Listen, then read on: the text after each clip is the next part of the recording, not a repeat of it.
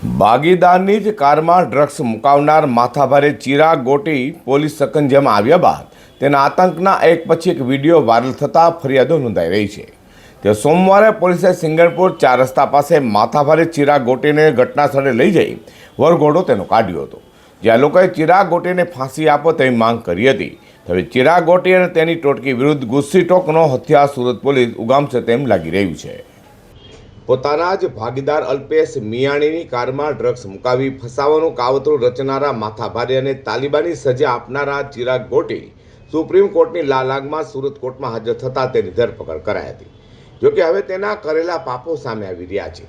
ચિરાગ ગોટીએ લોકો પર આચરેલા અત્યાચારના video viral થયા બાદ તેની સામે ખંડણી અને મારામારી સાથે ઠગાઈ સહિતની અનેકો ફરિયાદો વિવિધ પોલીસ પથકમાં નોંધાઈ રહી છે।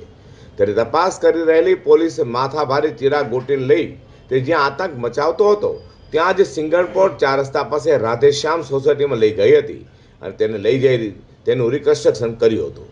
ત્યાં લોકોમાં ચિરાગ ગોટી સામે ભારે આક્રોશ જોવા મળ્યો હતો અને ચિરાગ ગોટીને ફાંસીની સજા આપો તેવી માંગ લોકો દ્વારા કરાઈ હતી। તો ચિરાગ ગોટીના રિકન્સ્ટ્રક્શન સમયે પીડિત અલ્પેશ મિયાણી સહિતનાઓ પણ પહોંચ્યા હતા। તો લોકોએ ચિરાગ ગોટીના રિકન્સ્ટ્રક્શન સમયે પોલીસ પર ફૂલોનો વરસાદ કરી ઢોલ નગારા સાથે પોલીસનો આભાર માની આવા કુખ્યાત આરોપીને ફાંસીની સજા થાય તેમ કહ્યું હતું। મારું નામ અલ્પેશ મિયાણી, હું અને ચિરાગ ગોટી બંને ભાગીદાર હતા। અમે ભાગીદારીમાં થોડા ડિસ્પ્યુટના ચાલતા અમે ભાગીદારી નોખી કરવાનું નક્કી કર્યું હતું। એ દરમિયાન એને ભાગીદારીમાં નોખું નહોતું થવું, એટલે જેટલી મારી પ્રોપર્ટી મિલકત ને આખો ધંધો હડપવા માટે અને બદલો લેવાની વેર ભાવના સાથે મારી ગાડીમાં મને ધંધામાંથી હટાવવા માટે મારી ગાડીમાં ડ્રગ્સ મૂકી દીધું।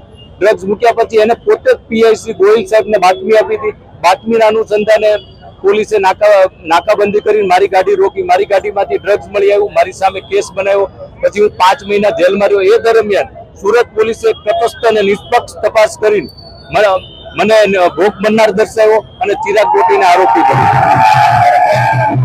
અત્યારે તમે જોઈ રહ્યા છો પબ્લિક ફોર્મ આવેલી છે, લોક માંગ છે ફાંસી થાય એવી એક જ માંગ છે લોકોની કે આવા નાકાબારા તત્વોને ફાંસી થવી જોઈએ।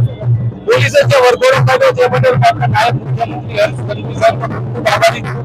સુરત પોલીસનો ખૂબ આભારી છું અને લોક માંગને આવકારી અને વરઘોડો કાઢ્યો। સુરતમાં આતંક મચાવી પોતાનું વર્ચસ્વ ઊભું કરવાનો પ્રયાસ કરનારા ચિરાગ ગોટી હાલ તો પોલીસ સકંજામાં આવતા તેની સામે અનેક ફરિયાદો નોંધાઈ રહી છે।